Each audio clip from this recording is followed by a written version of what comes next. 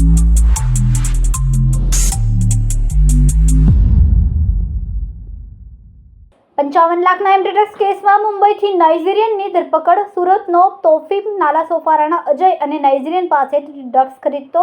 સુરત શહેરના સચિન વિસ્તારમાંથી 55.48 લાખ રૂપિયાના એમડી ડ્રગ્સ સાથે સુરત ક્રાઇમ બ્રાન્ચે 3 લોકોની ધરપકડ કરી હતી.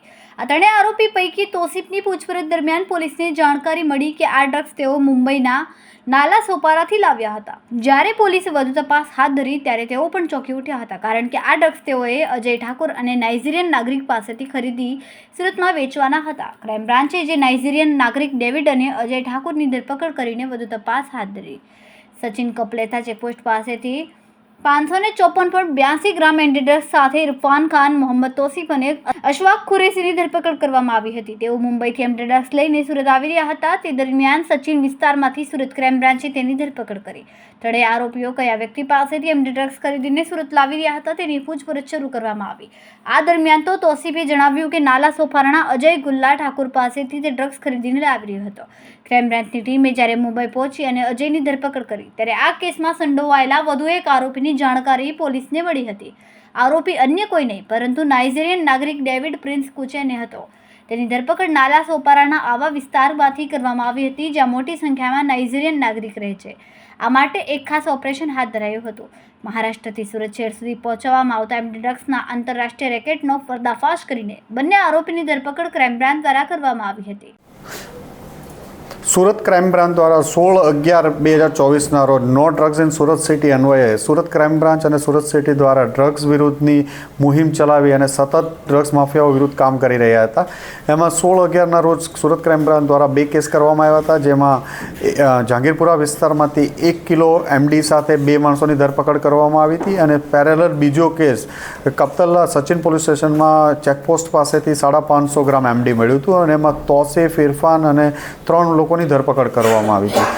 તોસીફની એની પૂછપરછ દરમિયાન તોસીફ સુરત ખાતે આ ડ્રગ્સ લાવીને વેચતો હતો અને મુંબઈથી આ ડ્રગ્સ લાવેલો હતો નાલા સોપારા વિસ્તારમાંથી. એક માહિતી આવી મળેલી હતી.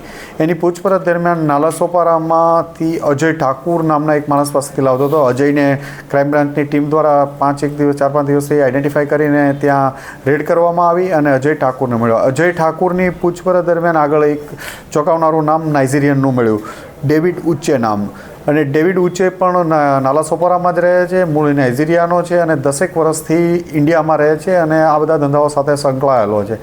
એની આધારે ક્રાઇમ બ્રાન્ચની ટીમે ખૂબ મહેનત કર્યા પછી ત્યાંથી એક નાઇજીરિયન એરિયામાંથી, જ્યાં નાઇજીરિયનો રહે છે નાલા સોપારામાં, ત્યાં એક ઓપરેશન હાથ ધરવામાં આવ્યું અને ડેવિડ ઉચ્ચેની ધરપકડ કરવામાં આવ્યું અને આ લોકોને લાવી અને એમની પૂછપરછ ચાલુ છે.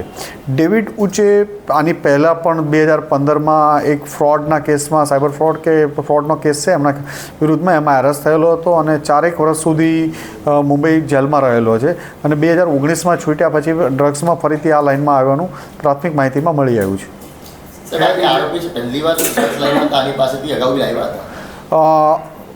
જે અહીંથી તોસીફ છે એ મુંબઈથી ઠાકુર પાસેથી આની પહેલાં લઈ આવેલો હતો. ઠાકુર આ ડેવિડ ઉચ્ચે પાસેથી પણ પહેલાં લઈ આવેલો હતો, એટલે એ એમની પાસેથી પહેલાં લાવીને વેચી ચૂક્યા છે. જે નાઇજીરિયન છે કયા વિઝા પર અહીંયા ભારતમાં રહે છે? એના વિઝા વેરીફાઈ કરવાના બાકી છે. એનો પાસપોર્ટ અને વિઝા એનો જે 2015માં પકડાનો હતો ત્યારે એને સીઝ કરવામાં આવ્યો છે અને એને કયા વિઝા ઉપર હતો ને એ વેરીફાઈ કરવાનું ઇન્વેસ્ટિગેશન દરમિયાન કરી લેવામાં આવશે. બીજી કોઈ હિસ્ટ્રી ખરી જે 2 આરોપી પકડાય છે એમાં કોઈ? ઠાકુરની નથી, પણ ડેવિડ ઉચ્ચે 2015માં મુંબઈ પોલીસ દ્વારા પકડવામાં આવ્યો હતો અને 4 વર્ષ જેટલો એ જેલમાં રહેલો છે. બીજો આરોપી છે એનો શું કામ ધંધો છે, મુખ્ય કામ ધંધો શું છે? એ અલગ અલગ ફ્રોડના અને એ કહે છે સાયબરના અલગ અલગ કોમ્પ્યુટર જોબ કરે છે, પણ એ ફ્રોડમાં હોવાની અમારી પાસે પ્રાઇમરી ઇન્વેસ્ટિગેશન દરમિયાન એવું લાગે છે કે સાયબર ફ્રોડ કરતો હશે. કોઈ ફિલ્મોમાં કેમેરામેન તરીકે પણ એને કામ કર્યું? હા, કેમેરામેન તરીકે પણ એણે કામ કરેલું છે. કેમેરામેન સેનિલ વિરાણી સાથે વિશાલ છેઠા, માનવ પ્રભા ન્યૂઝ, સુરત. અમારા વિડીયોની નવી અપડેટ મેળવવા માટે સબસ્ક્રાઇબ કરો માનવ પ્રભા ન્યૂઝ ચેનલને. બેલ આઇકન ક્લિક કરો લેટેસ્ટ વિડીયો સૌથી પહેલા મેળવવા માટે.